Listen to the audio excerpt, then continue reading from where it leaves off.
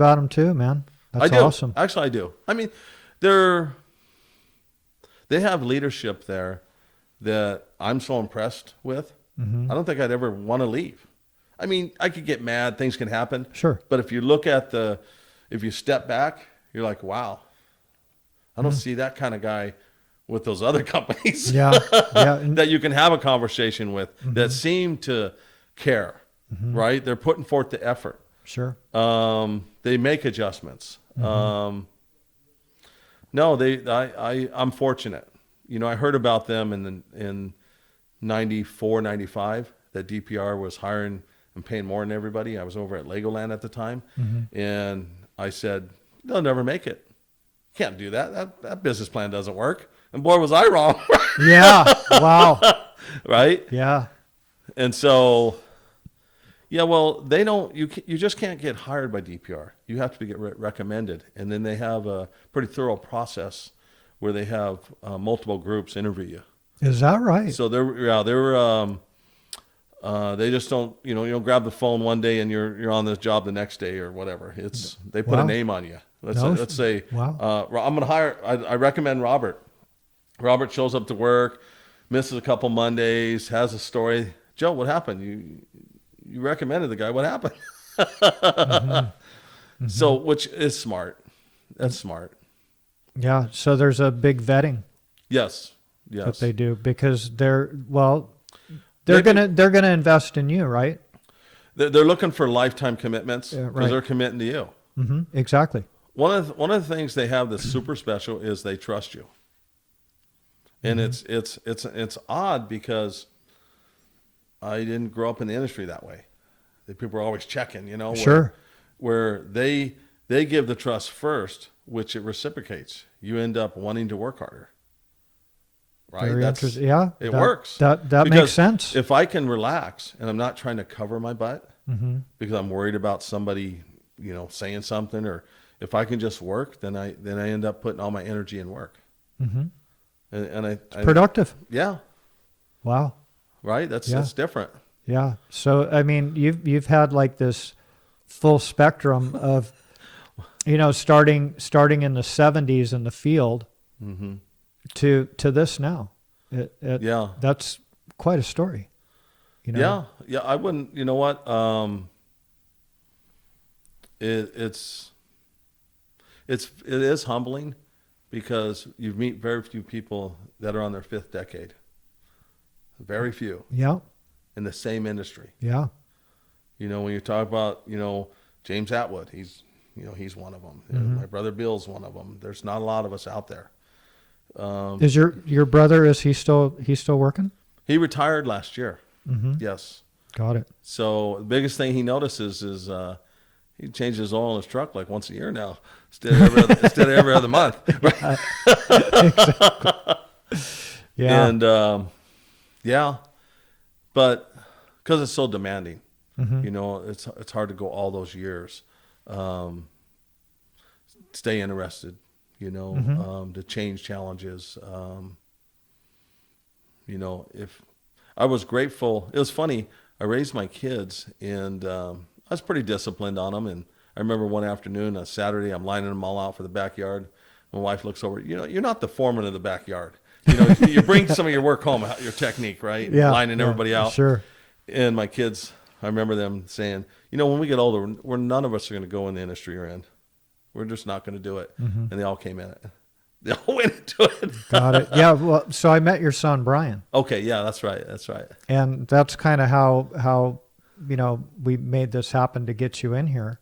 And he was all fired up, and he's been watching the podcast and said, Right. "Man, my dad would be a great guest and stuff." So I'm so Oh, glad. he did it just put me on the spot. He thinks it's funny. I know Brian. Yeah. Yeah. How long has he been in the industry? 20 years. Is that right? He's a journeyman. No, beyond that, he's pre-con estimating now. Been Hmm. doing it for 3 years. Hmm. He ran worked for my company for Hmm. 9 years, 10 years. What's special is he got in early. He was at Legoland.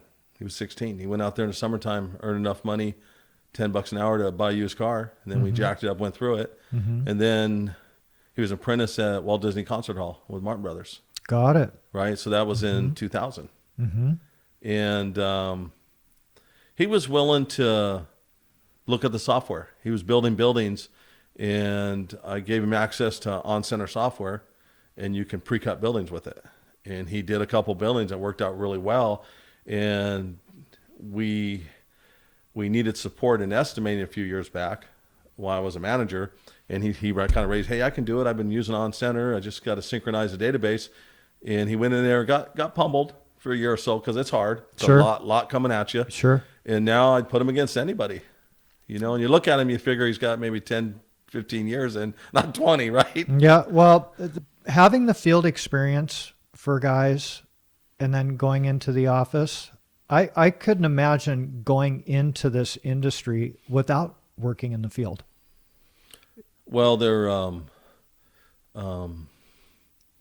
typically, they have a slight urgency to them. They can't help it. The hardest, I think the challenge is being able to relax behind the desk. It takes about 6 months because you're usually, running around a project. Well, for you, that's tough. But I'm saying for somebody that didn't work in the field. Oh yeah, I don't know how they do it. I don't know. That would be so difficult. Well, that's where Revit comes into play, right? So everybody can, it's making it more efficient, but it makes them understand it three-dimensionally. Well, it's or helps them. Good people will always surface, and typically all they need is exposure. That's what I've seen over the years. If someone wants to do well, they're going to get there. Sure. They're going to focus. They're going to talk to somebody. They're going to try something new. They're going to, right? Absolutely. And so they're going to ask a lot of questions. Yeah. And I know guys that are very successful that are in this industry that never worked in the field. Yeah. And they were always thinking outside the box. Hey, can we try this? Can we do it this way? And trying to make it more efficient. Well, yeah, I've seen them out there. I know when a business runs, you have, strong financials, you have strong management, you have strong execution in the field. And they say a lot of companies have two of the three, right?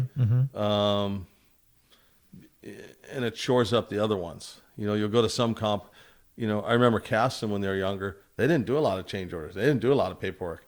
They just kicked butt and got out of there. Sure. That's what they did well, execution. And Clinton had the money, right? Yeah. And so then you go to another company and, maybe they're a little slow in execution, but boy, they document everything. Right? And they're going after all the change orders. Well, that's maybe because they were low bidder, Yeah, so it can happen. Yeah. And that's where that Clint was he was in the time of handshake. Right. Right. Even if he lost his ass, he got it done, and he did a good job because he wanted them to call him back again. In the early 80s, because he started business, I think, in the 60s, and he invested in a lot of scaffolding and property out there in San Bernardino. Yeah. And there was a point in the 80s, I think he could have just rented out scaffolding and done fine. It was that he had that big of a footprint. Got it. And in Inland Empire, if you were bidding against him, it was tough to beat them. You lost. They wanted it, right? Yeah. They owned everything. They called that Caston country. They did, huh? Yeah, back in the day. Yeah. Well, I met Jimmy Malachowski.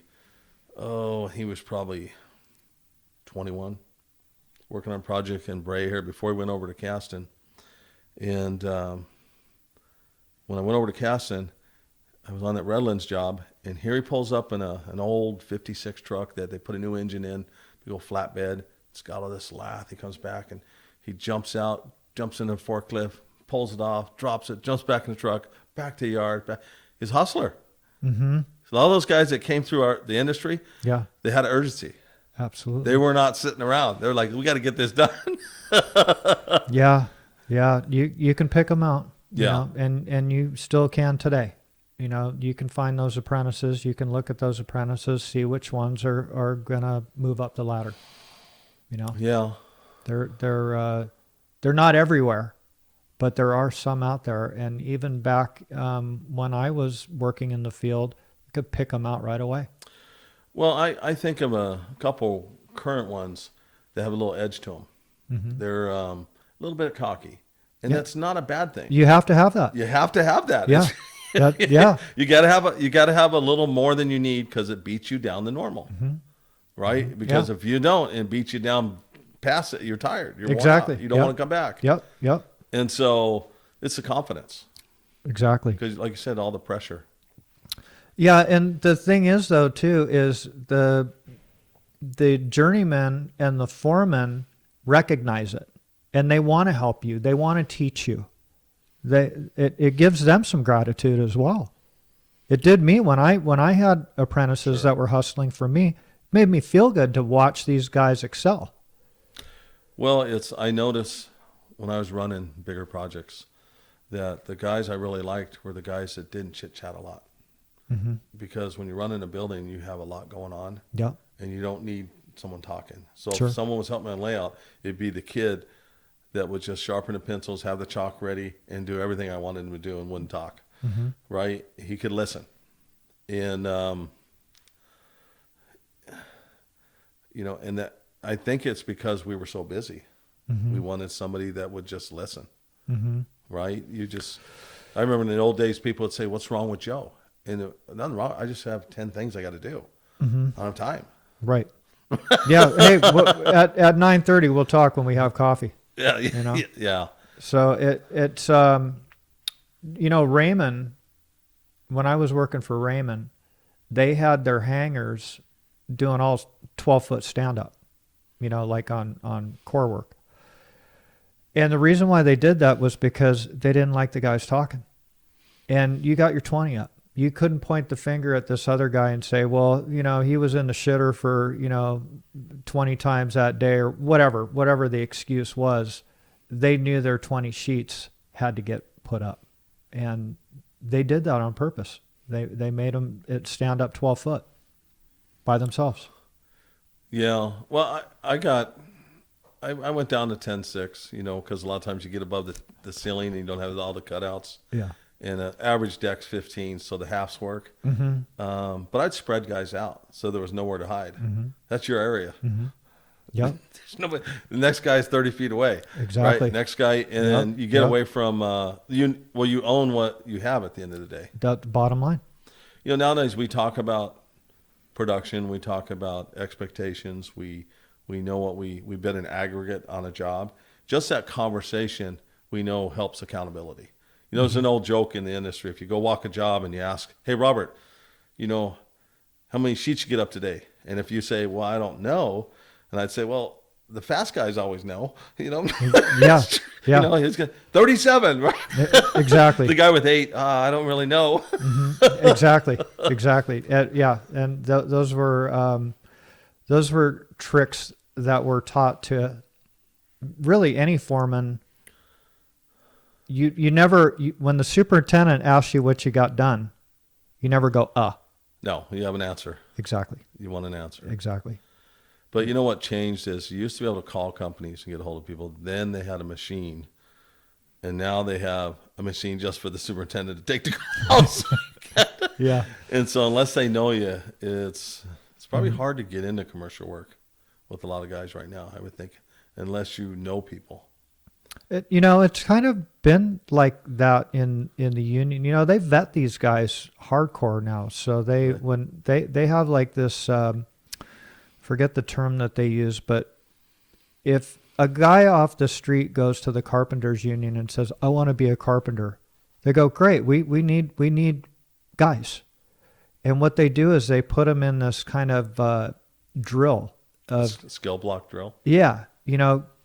Carrying plywood and, making them hustle, to see what they could do in 8 hours. And some guys would only make it 6. And then at 8 hours, they'd say, so what do you think? Oh, this isn't for me, whatever it is. So instead of like before, you would kind of have to get sponsored, but you would be in the field. You would go to a job site. Right. And Nowadays they post a sign. No Exactly. walk-ons. Yep. Yep. So now we have a labor shortage, and we're all, the industry is always looking for people, especially in this good economy that we're in right now. So they vet them, at the union hall or at the training facilities to see what they're made of.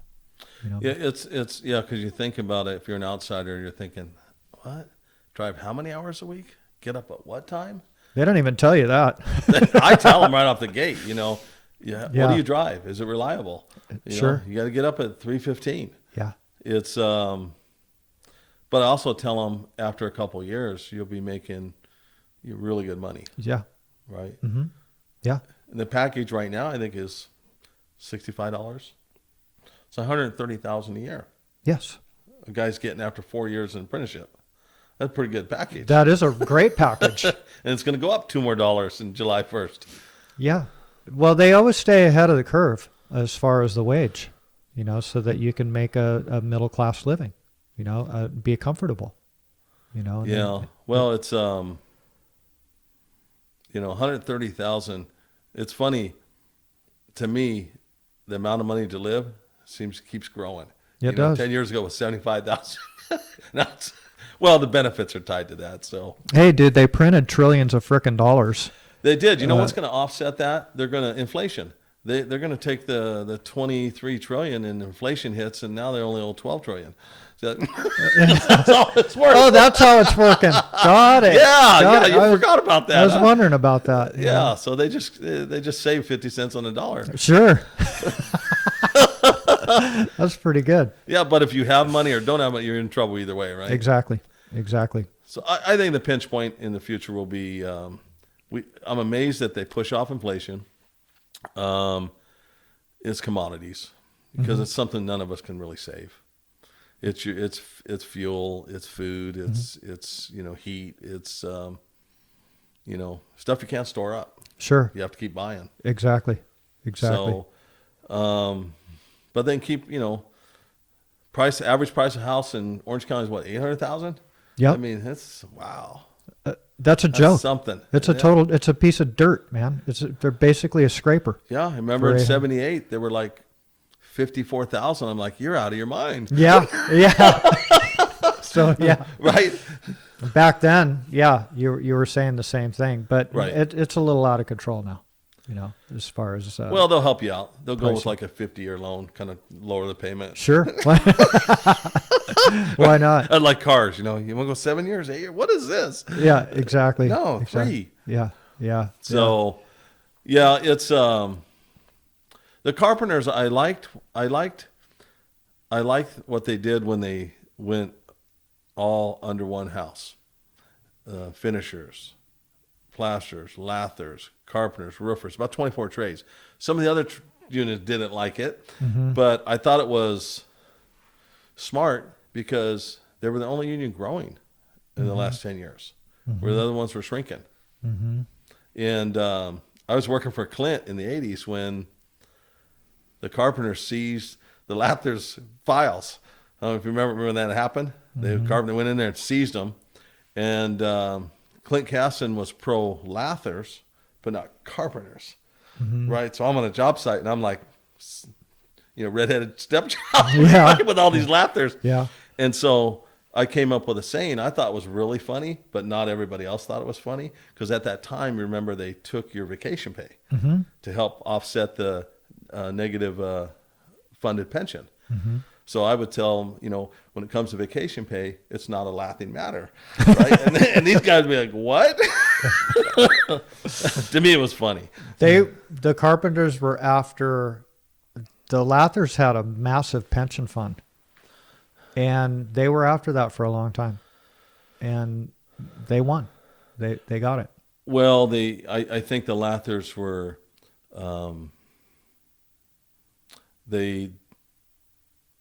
they didn't grow, and I think their investments at some point they got caught in the market where that when you have a negative funded pension, the carpenters wanted them earlier, and then they stood back and said, all right, well, if you drop down, we'll go in there and absorb you. So they got a better deal at the end. The only problem with that is like they say is, if the carpenters control everything, the old absolute power corrupts absolutely. Yeah, yeah. Where's the check and balance? Sure. Yeah, that's. I'm very impressed with what they've done with the monies that they've collected on that, because I think these training facilities are totally incredible. Yeah. Of investing in the future for these younger guys to learn the trades. Yeah, back in the 70s, I think. It was a joke. Well, they were teaching us wood framing Tuesday night, and some of the guys were drinking beer. There for 2 hours, and then I found a loophole. It said that if you're over 50 miles away, and from Santa Ana, where they were having them, my mom's address was in Lake Elsinore, and I was able to do home study, volume 1 and 2. Oh, no shit. Yeah, and they got rid of that. They just started creating more schools, so that didn't apply. Got it. Well, yeah. I just didn't want to go. Yeah. Well, especially after working all day. Right. So it's that was tough, but that was part of the gig. You didn't have to take a week off. No, we did it Tuesday nights. Yeah. It's I had one son go to college, or one that went to college was my son Brian's younger brother, and he got out of college, and he owed money, couldn't pay it all off, and then my son Brian went into trade, and his younger brother got out of college, owed a bill, and Brian owned a home. So it's Yeah. not that yes, you want to be educated, but there's a prime example where one had a debt and the other one had a leg up. Yep. Yeah. Who wants to start their life in debt? Right. They didn't even generate paychecks yet, and they're in debt. That's no bueno. So they're looking at all that different now. Well, it's there's always homes got blown up, then education got blown up, and medical's getting blown up. The financial institutions got blown up, and it's greed. It's the amount of if you think when the financial company got away from Glass-Steagall Act in the 1936 that said a bank couldn't loan more than 30-1, and they released it, and they went to 60-1, 100-1. That's how they got in trouble. Sure. Right? Because they couldn't back their investments. Exactly. In housing, I think they're doing it with loans and vehicles. So they're pushing them out, and they're doing a piggyback, and they're doing a variable, and they're doing a balloon, and that's why I joked earlier. You can buy a house; it's a 50-year loan, right? You can afford it now. Sure. I think prior to the Depression, nothing was more than 10 years. Got it. Right? When people got tight on money, they extended the years, and now they're finding out it's good interest. Yeah. Right? Yeah. It's in their benefit for sure. That's exactly right. It's like having a subscription. Well, yeah, they don't want to let you go. They like the relationship. Yeah. I remember my wife and I, young family, where we couldn't get credit when we were younger. It was hard to get. Yeah. They didn't give it away. In the 80s, no. Nowadays, everybody's got it. Yeah. What's happening, I've talked to some people that spent some time in China, and they judge you by your credit rating.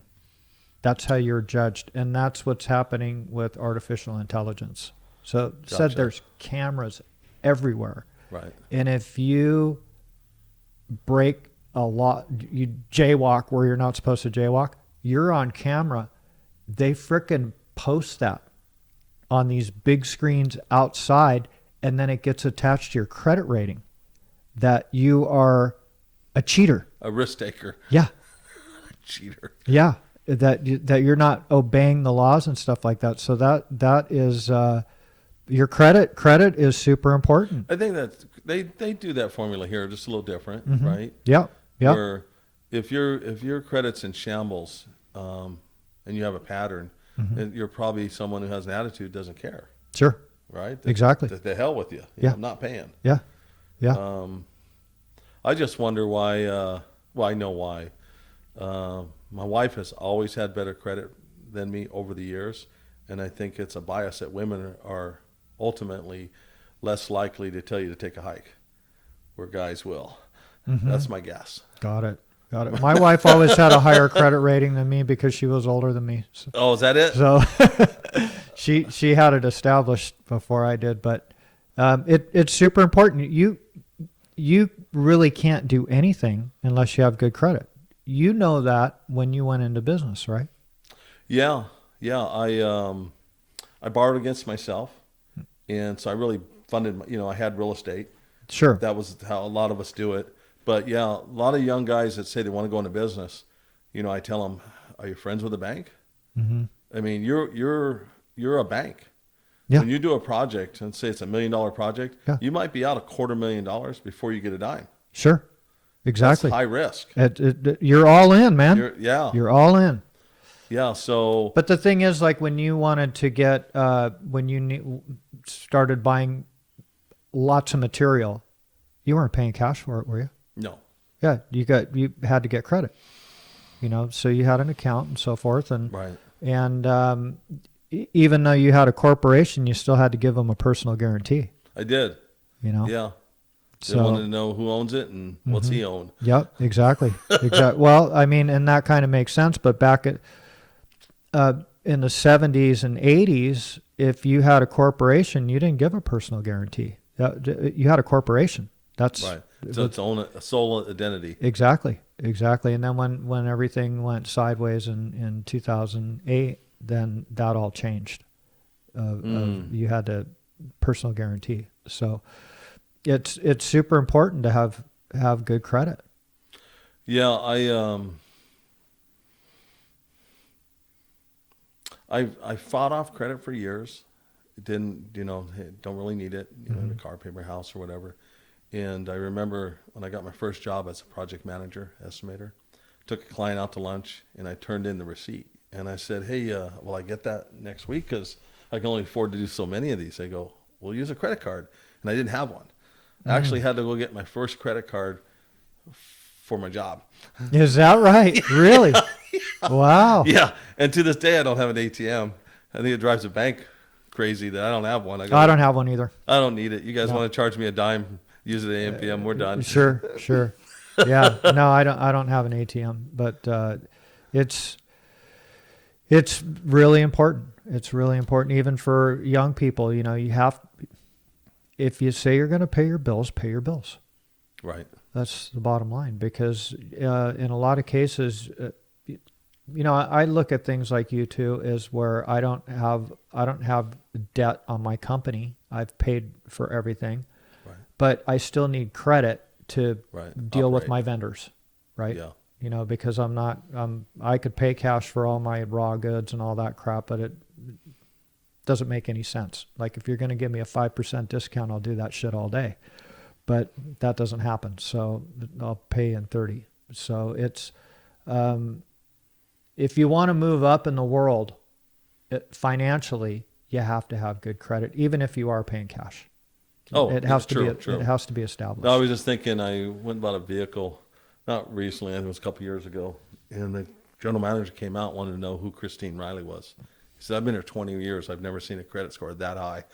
Really? Yeah, it was like 838, and it was 850 is your max, No shit. and because she worries about everything. She pays everything on time. Never had a ticket. That's just the way she's wired, and it shows up. Yeah. And the See? points, right? See?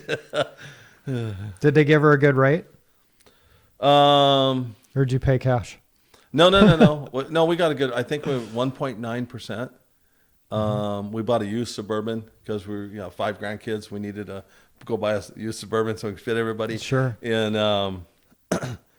it was a deal and a great car. And it was funny. She woke up the next morning worried about the payment. I'm like, it's not that bad. It's just she has that God-given wiring that we got that. Yeah, $5, sure. which is a good thing. Absolutely. So Yeah. she's not running out getting married, making makeup, or doing buying fancy clothes. You're not living above your means. No, you know what? We live below and we keep it simple. I've been married, over 40 years where, Congratulations on that. yeah, thank you. But it's keeping it simple. Simple works, Yeah, absolutely. right? Do some Absolutely. yard work, go shopping, clean up the house, do things together. We're going camping this weekend. Got it. Right. So if you Yeah. do everything together, you get to the point you like it. It's easy. Absolutely. Yeah, you got a good team member there. Yeah. Well, You're a team. well, I just think that, get through the first 10 years. Yeah, exactly. Exactly. So do you have any plans on retiring? Yes, Got I it. do. How much longer do you got? How much longer? I have, it's funny you ask, I have like 64 months. Is that right? I'm Wow. real specific. Wow. Wow. So I'm going to land the plane. My primary home will be paid for. I won't have any debt. I won't get a penalty. I'll get the medical insurance. Everything will work. Now, you plan for that day. Now, if it's a little before, a little after, you make that decision when you get there. Sure. But my goal was to I don't want to take a penalty and I don't want to pay the high insurance bills. And so if you retire before 65, you start paying is what happens. And you start taking a ding. So I think You've paid enough into it. I have. You don't need to get Yeah, dinged. but if I live into my 90s, I'll make so much more than I paid in. I ran the numbers. Got it. Got it. Yeah. Yeah. Yeah. Right? Sure. Well, statistically, they say people live healthier longer if they work longer, That's true. right? I think I'm an oddity on that, where I have plenty of other things to do. I work on my motorhome, my boat, around the house. I'm always doing stuff. So it's not like I'm going to couch it, Sure. right? Yeah. That's a good thing. Yeah. And I haven't really been able to travel a lot, having a young family over the years, not really being able to afford it. And when I could afford it and I had my business going, I couldn't be gone too long. So it's going to be different to be able to say, we take off somewhere and there's no date, I have to come back. Sure. That's different, right? Yeah. So a month, 2 months, 6 months, it's all okay. Good for you. Right? Good for you. That sounds like an awesome plan. Yeah. Sounds like a really, really good plan. And it sounds like you've had a really great career. Yeah, I have no complaints. I actually, it's treated me better than I deserve. And like I tell young kids or that come in the trade or PEs, you just have to show up every day and learn everything you can. And then as time goes by and you absorb that knowledge, you become more valuable. Exactly. And right? And then you're always working. And then you have options. Yep. And at our age now, I think it's a matter of, what's my button? Disrespect. I don't like disrespect. I just don't like it. I don't work well with it. I'll settle it early, or I'll just get quiet. It's not something I enjoy. I don't think anybody does. People get shot over that shit, dude. That's true, right? Yeah, You know? McCoy's. Yeah. Yeah. No, but Respect isn't a right. Respect is earned. true. Just Right? just like trust. Exactly. Trust is earned, not given away. That's right. And some people think that it is a right, but really the only thing you have is respect, right? And people can tell that really quickly. Well, they say we all have a reputation and it precedes us. And, you want to be a man of your word. We all do. Sure. And you think about the people that I really trust are people that are genuine and they're good for their word. There's that we've built that relationship. where now we have each other's back. Mm-hmm. And so, yeah. And the list is short. It's not hundreds of people. You shake a lot of hands, but you don't have a lot of friends, right? That's right. That's right. Exactly. So right. it's, but like even on the job site, we talk about this on previous episodes of younger people talk about respect, and there's respect that's earned in really any industry that you're in. So if you're running your mouth and you're not going to get respected, is basically you've opened the door to not be respected. And so that comes with, like you said, having integrity, Right. doing what you say that you're going to do, being honest, and respect kind of comes naturally after that. You know? If you mean what you say and you say what you mean, it's easy. Exactly. Right. It really is. It really is. And you know what? It's something I think that's tried and true for generations. Absolutely. Right. Absolutely. You know, people that run into my three sons, well, they'll at some point they'll ask me, "Your kids are pretty honest." I said, "Yeah, right or wrong, they'll tell you the truth. Mm-hmm. They're raised that way." Mm-hmm. Yeah. You started telling me a story, you weren't going to like it. Right? So they learned real easy. Don't tell a story. If you Mm-hmm. did something wrong, accept the responsibility, move on. Mm-hmm. Yeah. And you'll get respected for that. Right? That's right. Yeah. Exactly. Joe, this has been really awesome, man. I really appreciate pleasure's you mine. taking some time to come in and share your story. People are watching these things. My views are going up. And again, Brian, thank you for running into me at that meeting and getting your dad in here. So I really appreciate that very much. Yeah, you might want to, get Brian in here and just Absolutely. see the other side of it. Yeah. Yes. Brian, you're next, bud. Oh, thank you. All right, Joe. Thanks.